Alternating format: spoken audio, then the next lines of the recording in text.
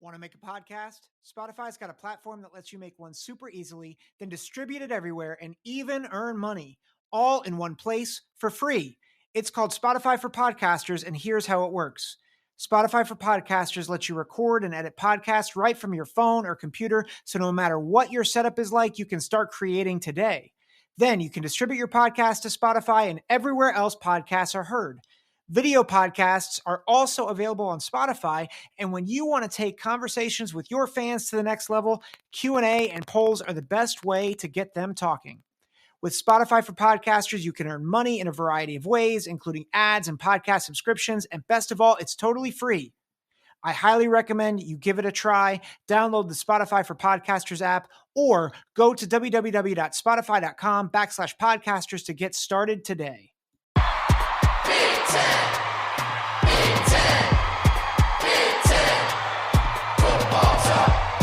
Big Ten, Big Ten, Big Ten, football talk. Big Ten, Big Ten, Big Ten, football talk.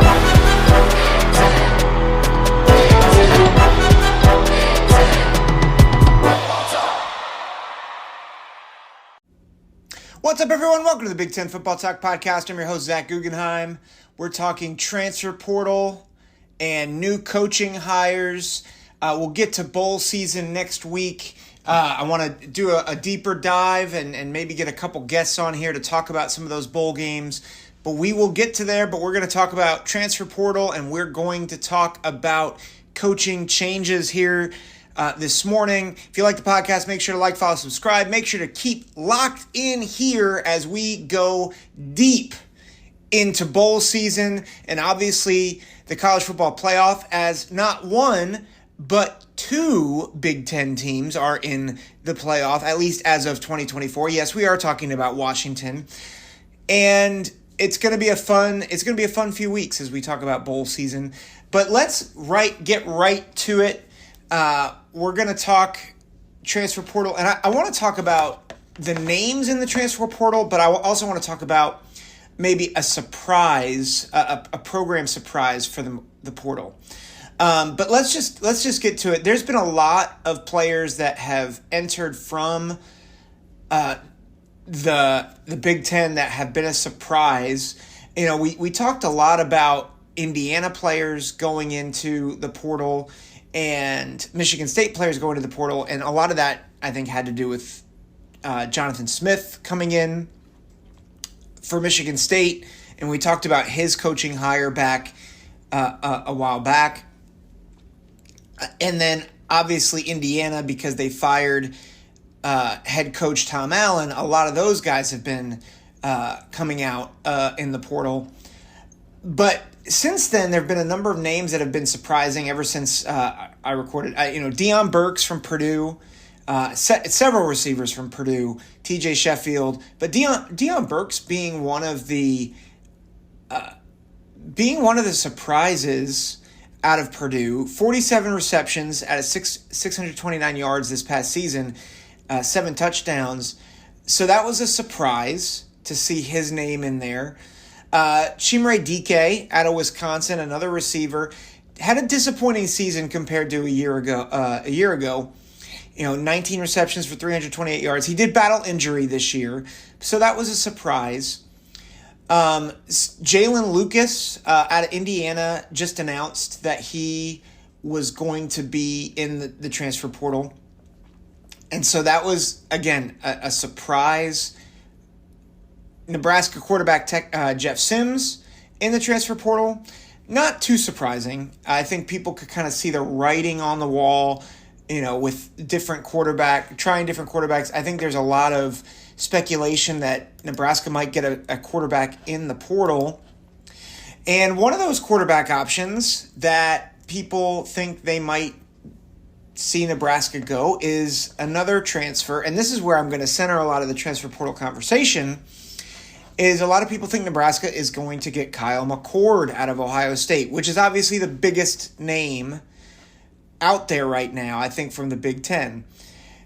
Kyle McCord announced Monday morning the first day I think you could officially announce, although a lot of people were announcing before this, that he would be entering the transfer portal. And in fact, I found this out as I was leading a team meeting, and I got a text from my good friend Tony Beard. He says, "Excited to hear what you have to say about the transfer portal." And I was like, oh boy, somebody big left to go to the transfer portal, and it was Kyle McCord. And it was a bit surprising, but we'll talk about it in a minute. But there's a lot of higher profile transfers out of Ohio State that was, I think, a bit surprising to me. Jair Brown, Kai Stokes, those were key reserves for Ohio State in the back end. Julian Fleming, a 4-year player for Ohio State, was like the number one overall recruit according to ESPN back in 2020. Entered the transfer portal. He did walk senior day, so I was surprised. I wasn't surprised that he was leaving. I was just surprised that he's transferring. But I could see him wanting maybe one more year to kind of prove himself. Reed Carrico entered the transfer portal, key reserve at linebacker. But the reality is the big name was Kyle McCord, and then another big name followed yesterday, and that was Chip Trayanum. Chip Trayanum, the backup running back for Ohio State, had the game-winning touchdown against Notre Dame. He had another year of eligibility left.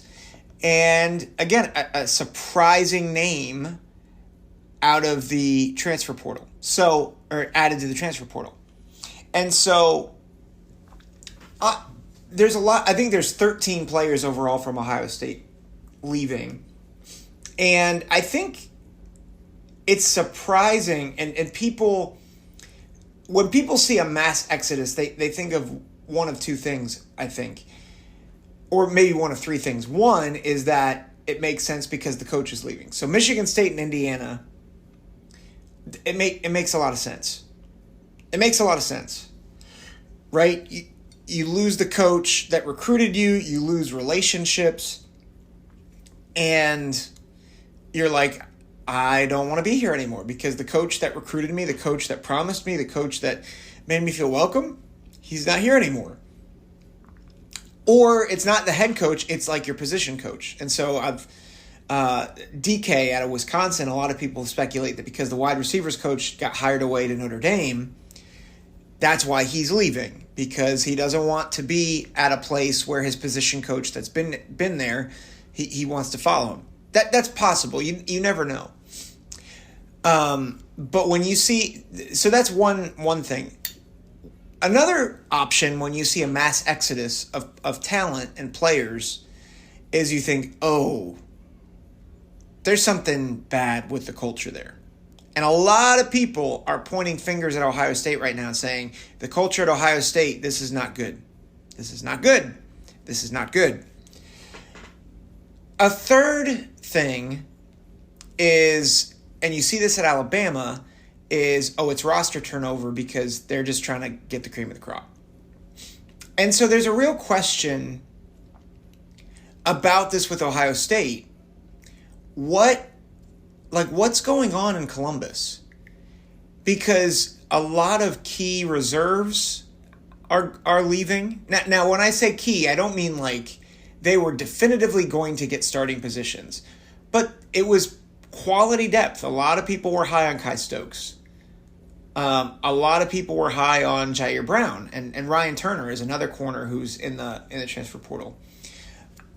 Julian Fleming never really lived up to the billing in terms of being a top flight receiver in terms of statistics. But he was a good locker room guy, was a just fantastic blocker on the edge. And so that, he's leaving. And then, of course, your starting quarterback, he's gone. He's leaving. Now, why? What's going on? Has Ryan Day lost the locker room? I am pretty critical about Ryan Day. I don't think he's lost the locker room. I don't think that's the case. He said in his bowl preview of Missouri in the Cotton Bowl, he expected everyone to play, which I find hard to believe. I don't think Marvin Harrison would play. He's probably going to be the number 2, number 3 overall pick in the NFL draft. But when he said, I believe everyone's going to play, and then he got a question about Kyle McCord and about whether he would be the starter, and he said, we're reevaluating everything, which I thought was interesting. Now, he said that on December 3rd, and then December 4th, Kyle McCord announces he's transferring. Now, the word is, at least that I've been seeing, is that there was a meeting between Ryan Day and Kyle's dad, basically with Kyle saying, I want to be the start. Like, I want to be assured that I'm going to be the starter. And Ryan Day said something to the effect of, we would love you to stay, we'd love you to compete, but I'm not going to guarantee that you're going to be the starter next year. And because of that, because there wasn't an assurance of playing time, there wasn't an assurance that Ryan Day wouldn't go out into the transfer portal, he left. And he's going to go somewhere where maybe it is assured. It's a hard thing because I'll talk about it from Kyle's perspective first. You just had a good season, not a great season, not an excellent season, but a good season, right? You went 11-1. You're a game-winning comeback away from 12-0 and probably being the number 1 seed in the playoff. If you don't get hit on that throw to Marvin Harrison at the end of the Michigan game, it may not be an interception. It might be a touchdown or at least a big play that then gets you in position to have a game-winning throw. So it's hard, and your only loss is on the road to the number 1 team. Currently the number 1 team in the college football playoff rankings. And granted, there's a lot more to the story, right? 3rd straight loss to the Wolverines, keeps you out of the playoff, keeps you out of the Big Ten championship game, all that stuff, right? But the fact is, he lost 1 game as a starter, hit over 3,000 yards, 4-1 touchdown to interception ratio, and he did that with a makeshift offensive line and a lot of key injuries throughout the year. So it's hard because, it's not like he had a bad season. He had a good season. He was a good starter for Ohio State. And yet, it was staggering, and I think this is one of the hard things. He was coming in after, I think, 10 years of really good quarterback play. As much as people trash J.T. Barrett for his time at Ohio State, he was a consummate leader. He was a run threat, and he grew as a passer throughout his time at Ohio State. And he has a national championship ring. I know he didn't start for that national championship, but he has a national championship ring. Then you had Dwayne Haskins, who rewrote the record books. Then you had Justin Fields. Then you had C.J. Stroud, who C.J. Stroud right now might be a top 5 quarterback in the NFL.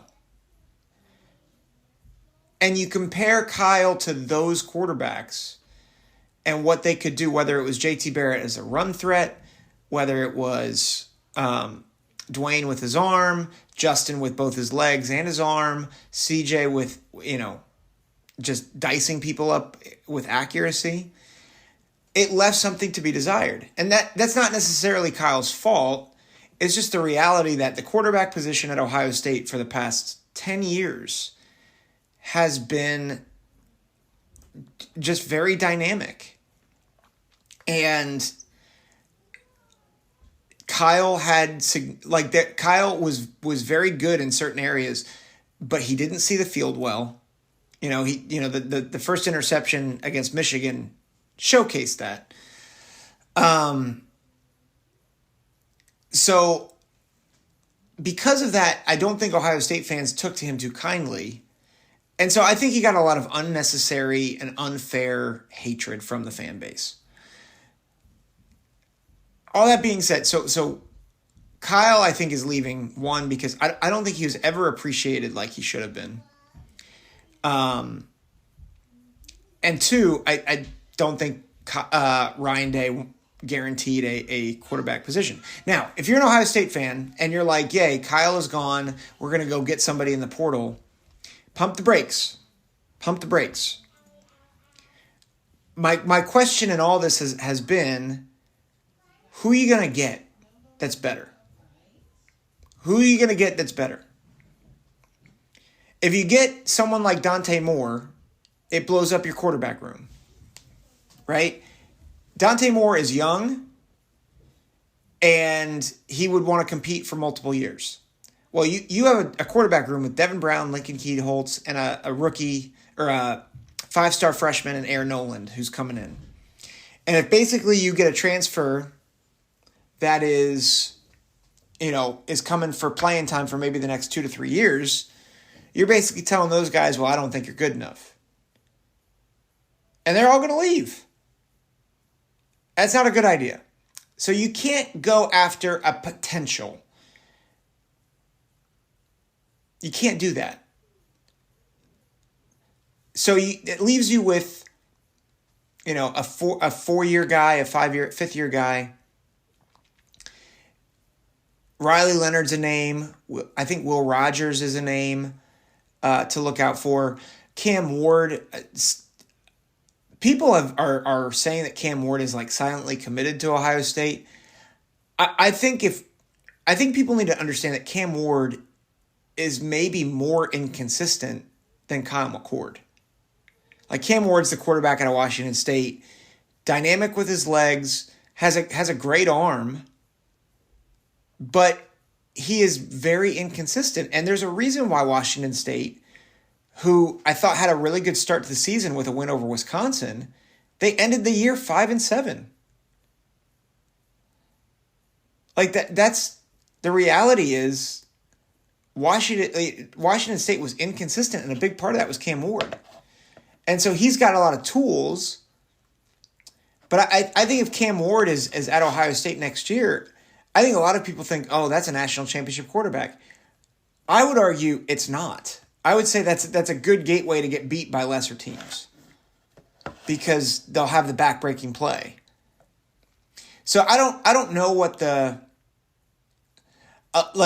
if I'm Ohio State, I'm hoping that the quarterback battle that you saw at the beginning of the season where Devin Brown was close to Kyle McCord, that Devin Brown can really take this thing, or that Lincoln Kienholz is the future. Because I'll be honest, I don't think a transfer is going to do it. I think your transfer options, I don't think many of them are as good as Kyle, especially Kyle with 3 years in the system.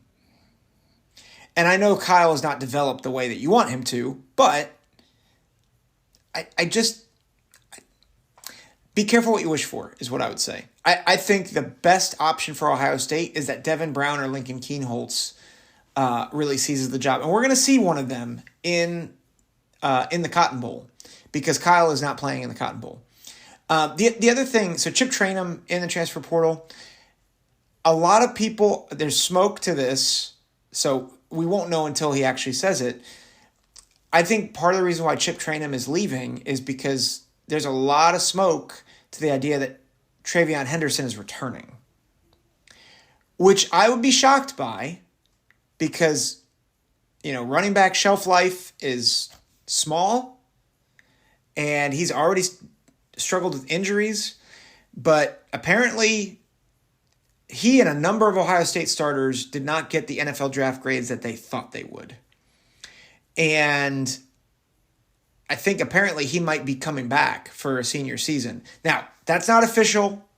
That's just smoke that I've heard from the podcast network and other message boards and whatnot. So we know message boards. They're not always accurate. But that is one of the things that Austin Ward out of the podcast network reported is if you look at who is leaving for Ohio State, it should give you an idea of who's returning, which would make sense as to why a lot of reserves are transferring, because they're like, oh, I thought I was going to have a shot next year, and the guys that I thought were leaving, they're not. So that's something to look out for Ohio State. All that being said, I think if you're on the side of Ohio State's doing roster management and they're going to be like Alabama next year and they're getting all the best players, hold your horses, because Ryan Day's never done that. And I think this could blow up in his face. I think if you're on the other side and you're sitting there and you're like, oh, there's trouble in Columbus, hold your horses, because I don't think it's as bad as people think it is. I think this could work out well for Ohio State. And they could, remember, Georgia and Michigan and Alabama have really navigated the portal well over the past several years, and they've been the best teams in college football. So I do think that Ohio State is starting to get more into that realm of roster management that other teams have. But just realize Ryan Day's not done this before, and it'll be interesting to see how it works out. A couple other things. So, big hire for Penn State. Andy Kotelnicki was hired as the new offensive coordinator. I think it's a great hire. I think it's a just phenomenal hire for Penn State. Penn State has always thrived when they have had a elite offensive coordinator. So when they got Joe Moorhead, and remember, those were the Trace McSorley offenses with Saquon Barkley. Helps to have a Saquon Barkley. But I think this is a great move. If you look at Kotelnicki's resume, he was at Kansas the past 3 years, and Kansas has really become a very offensively gifted program. Before that, he was at Buffalo, so he was with Lance Leipold for several years. And then before that, he was at Wisconsin Whitewater, and he was with Lance Leipold at Wisconsin Whitewater. If you're like, what's Wisconsin Whitewater? They're a D3 school who is a perennial powerhouse in Division III. And so he has been a good to great offensive coordinator wherever he's gone in Division III, in the MAC, in the Big 12. I have a lot of confidence that he will be good for Penn State if, and here's the big if James Franklin can get out of his way. Because I'm concerned. This is my one concern, and I've been concerned about it. With Drew Aller and with other drop back quarterbacks. I think James Franklin has done well with mobile quarterbacks, with a zone read style of offense. And now, granted, Kansas has been more of a zone read type of team. They've had the threat of quarterback run, along with dynamic running backs. Drew Aller has athleticism, for sure, but he is much more of a grip it and rip it type of quarterback, right? He's going to stand back, scan the field. Can they adjust the offense? Now, I think Kotelnicki probably can. My one concern is, will James Franklin let him play to the player's strengths?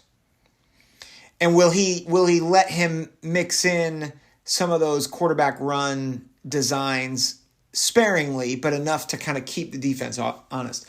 I think this is a good position, and it's a good. Here's the key thing for Penn State. This year and next year, 2023, 2024, is, I think, the window for Penn State to take. It has been the window for Penn State to really get up to that upper tier, right? I thought this year they would be they would really be competitive. They only lost to Michigan and Ohio State, but those are the teams they don't want to lose to. I think next year they've got to take advantage of the talent that they have, right? They've got the running backs that are dynamic. They've got the quarterback. They're always going to be good on defense with Manny Diaz coordinating that defense. They've got to figure out how to make this work now because they have the guys now. And so I know they're shopping for, this sounds bad, they're shopping for a receiver, but they are. They're trying to get a dynamic receiver. They're trying to get better on the outside because that's a key thing that they need. They upgraded the offensive coordinator position, which is really good. But this is all about 2024 winning the Big Ten and getting to the 12-team playoff, which this year they would have gotten to the 12-team playoff, but I'm not sure they would have done much in it. Next year is all about preparing for that playoff and trying to get to the Big Ten championship game. That's what next year is about.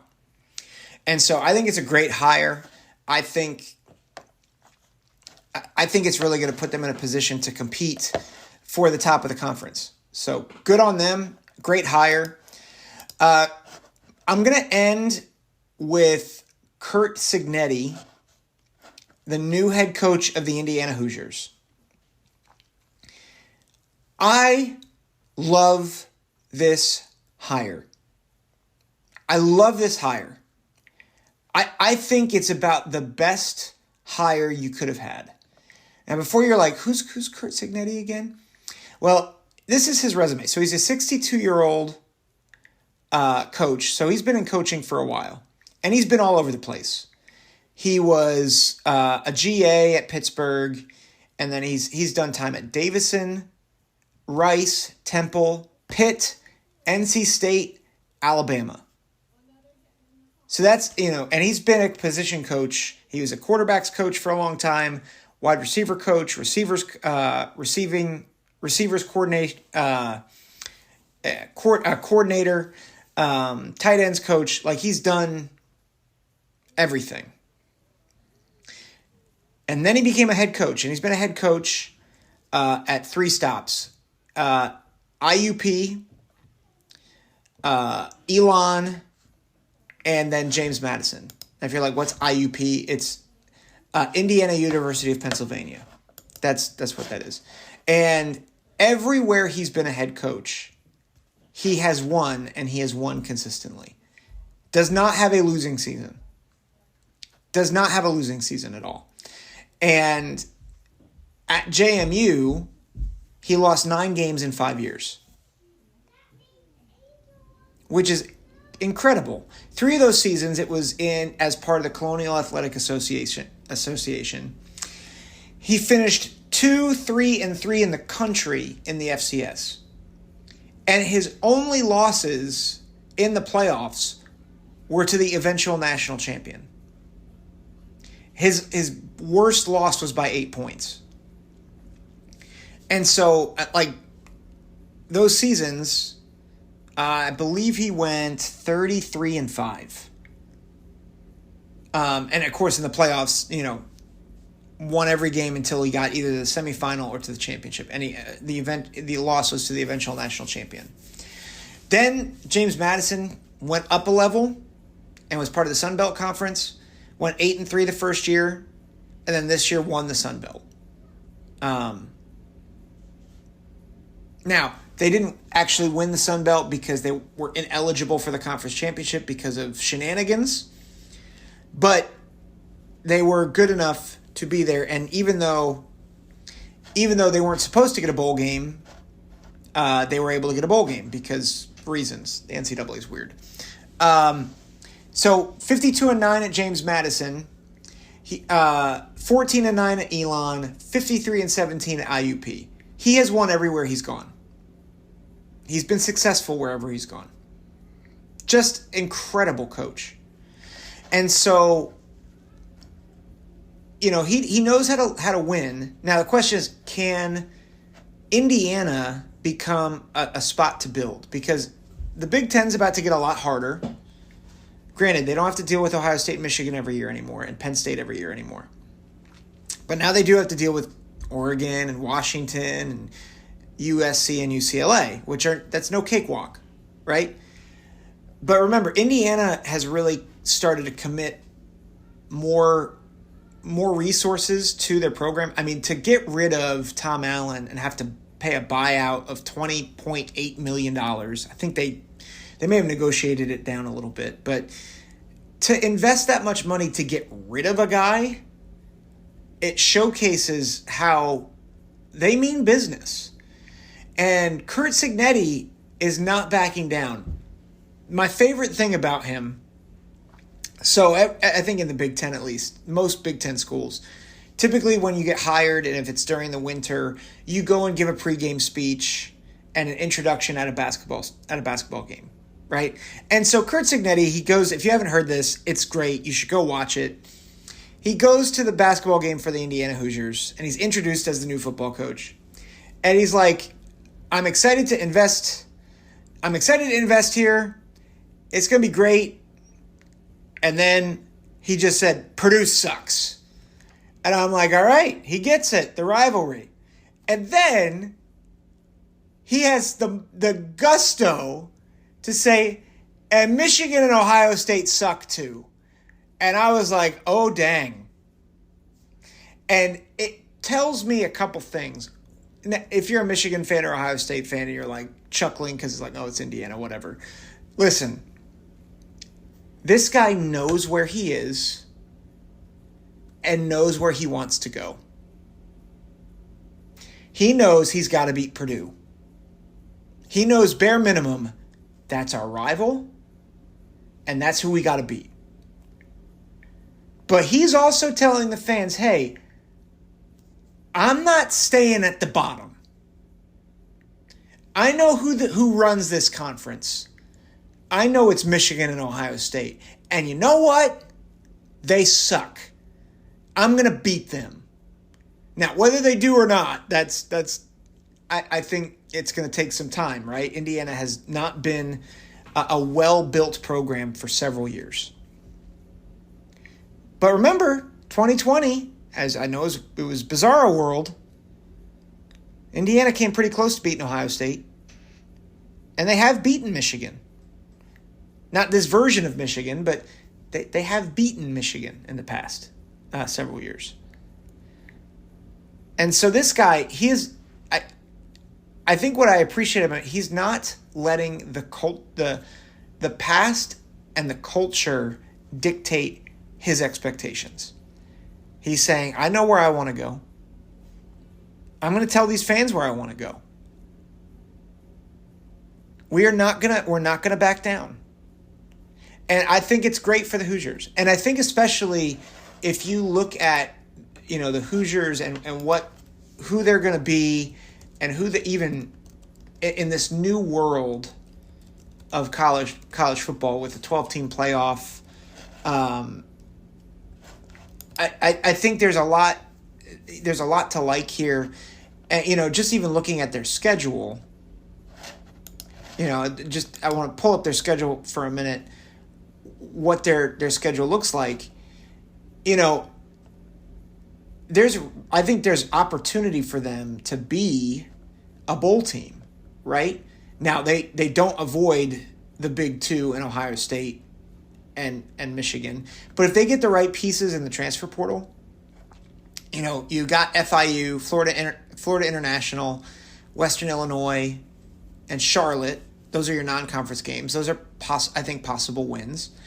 You go to UCLA, and depending on UCLA, that's not. It's not a gimme for sure. I think UCLA will be favored, but that's a winnable game. I think Maryland, with all the roster turnover that they're going to have, I think could be winnable. At Northwestern could be winnable. Nebraska could be winnable. Michigan State, with where they're at, and they've got to rebuild. That could be winnable. And then you have Washington, Michigan, and Ohio State. And then you have Purdue at the end. And I think Purdue is obviously winnable. So I'm not going to start by saying, oh, they're definitely going to go 6-6 and get a bowl game. But I'll tell you, my confidence is a lot higher after that. And I know it's just a small pregame speech, but it's not from a guy like Tom Allen, right? Like, no offense to Tom Allen. Tom Allen was a coordinator. He got promoted internally, never was a head coach. That's not who this guy is. That's why these words matter. Because Curt Cignetti has won everywhere he's gone. He has won even when they haven't been a good program, right? He's won at every level. And so it makes you think, okay, this guy knows what to do. And it's not like Indiana hasn't recruited good talent in the past. Now, I know they've lost a lot of their key guys, but I think he's got some juice. And again, this is, I'll compare him to a different guy, and I know he's older. I know Curt is older, but someone else who would have this type of juice, I think of as PJ Fleck. PJ Fleck to me never really earned it, and I've been very critical of PJ Fleck, right? PJ Fleck had a really good year at Minnesota in 2019, but if you look at his resume, his coaching resume, he was a head coach at Western Michigan, and that was it. And at Western Michigan, he was okay, right? Like, he had a 1-11 season, a couple of 8-5 seasons, and then had the big year where they went to the Cotton Bowl and went 13-1. And so he had a 4-year track record. Curt has a 13-year track record over 3 different schools, different divisions. So I just think I like this hire. I like his gusto. I'm excited for the Hoosiers. I'm really excited for the Hoosiers. So that'll do it for this edition of the Big Ten Football Talk podcast. Remember to like, follow, subscribe, leave a review. Number of you guys left comments, which I really appreciated, which I'll get to in the next podcast, detailing kind of frustrations with Florida State being left out. We'll get to that next time. But appreciate you all. Take care. God bless.